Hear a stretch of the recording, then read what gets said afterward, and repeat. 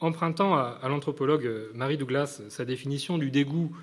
comme ce qui résulte d'un phénomène interstitiel, c'est-à-dire qui dépasse nos catégories culturelles usuelles, le philosophe américain du cinéma Noel Carroll a défini l'horreur comme le sentiment qui surgit lorsque l'on est confronté à ce qui serait scientifiquement impossible, ce qu'on pourrait paraphraser en disant qu'il s'agit de ce qui dépasse les faits de vie constitutifs de notre forme de vie. Le film provoquerait ainsi un vertige d'autant plus saisissant qu'il s'en prendrait à nos certitudes les plus établies. En rapprochant cette idée de l'idée particulièrement osée en 1979 de donner les commandes d'un cargo à une femme, le lieutenant Ripley, on pourrait soutenir que le film nous invite à penser que, de même que l'on peut dire que l'animal humain est cet animal dont la nature est de ne pas avoir de nature, la forme de vie humaine a pour forme caractéristique de ne pas avoir de forme. Ce qu'on peut dire autrement en affirmant que l'expression de forme de vie, quand elle désigne l'espèce humaine, n'a pas d'autre sens que de désigner l'ensemble des manières de vivre qui caractérisent un groupe humain donné, c'est-à-dire une culture. Dans cette perspective, le film nous apprendrait que la négation de la nature humaine et donc de l'idée d'une forme naturelle de vie humaine est la condition de possibilité du progrès social et politique, un progrès qui réclamerait que l'on cesse par le même mouvement d'accorder une valeur évidente aux nourritures terrestres. Il n'est pourtant pas sûr qu'en cherchant à rabattre la notion de forme de vie sur celle de culture, on ne manque pas une dimension essentielle de l'humain et avec elle l'importance des nourritures terrestres. On peut en effet difficilement contester qu'il y ait des façons humaines d'agir et de réagir par opposition aux manières des chiens ou des félins, par exemple. En ce sens, il est faux de dire que la forme de vie humaine a pour forme caractéristique de ne pas avoir de forme. Parmi les manières humaines ordinaires, on pourra compter le fait de piquer la nourriture avec une fourchette plutôt que d'y mettre la patte ou le bec, d'opposer le pouce au reste de ses doigts, de se tenir debout, de tourner les yeux vers le ciel, etc. Mais on retiendra aussi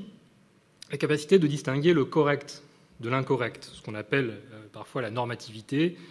qui rend capable d'acquérir d'autres capacités qui vont venir remplacer les attitudes que l'homme aurait spontanément s'il n'était pas éduqué, au point que l'on peut dire, avec John McDowell, à la suite d'Aristote, Pascal et Montaigne, que l'homme est cet être, cet animal dont la culture est une seconde nature. Il est essentiel de reconnaître que ces comportements culturels dépendent néanmoins de la force et de la dimension spécifique du corps humain,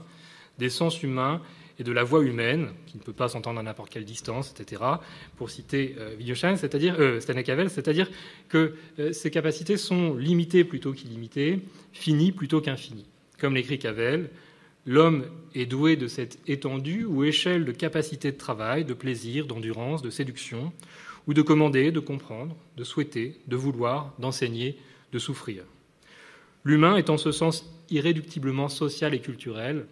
mental et physique, ce qui fait dire à Cavell que tout ce que les humains font et souffrent est aussi propre à leur espèce que le fait d'espérer, de promettre, de calculer, de sourire, de saluer, de flâner, de courir sur place, d'être nu ou de torturer.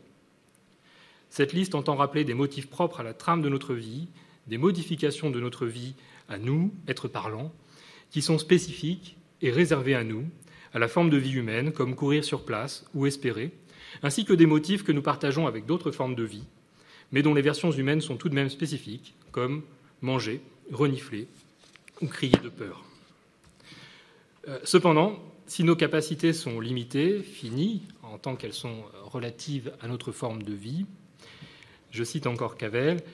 l'étendue ou l'échelle exacte de nos capacités ne sont pas connaissables a priori. Cela veut dire que, loin de commettre le sophisme naturaliste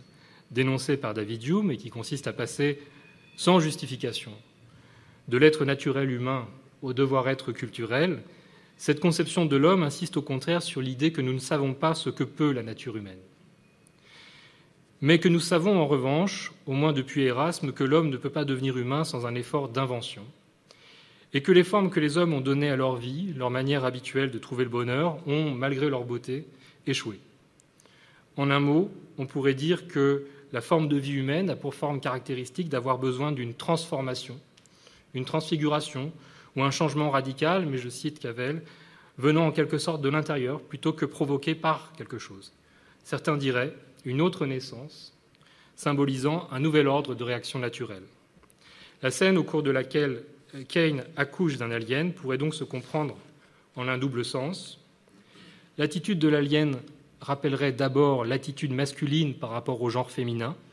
celle du prédateur pour qui la femme est une proie qui le nourrit en même temps que le moyen de sa reproduction. Mais la scène pourrait aussi être lue comme voulant dire que la seule façon de dépasser l'injuste aliénation féminine et au-delà l'aliénation du genre humain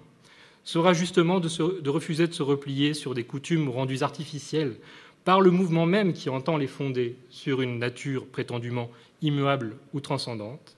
de cultiver l'insatisfaction vis-à-vis de soi et du monde, sans perdre confiance dans l'humaine et naturelle capacité de faire naître en soi un être plus juste et plus humain.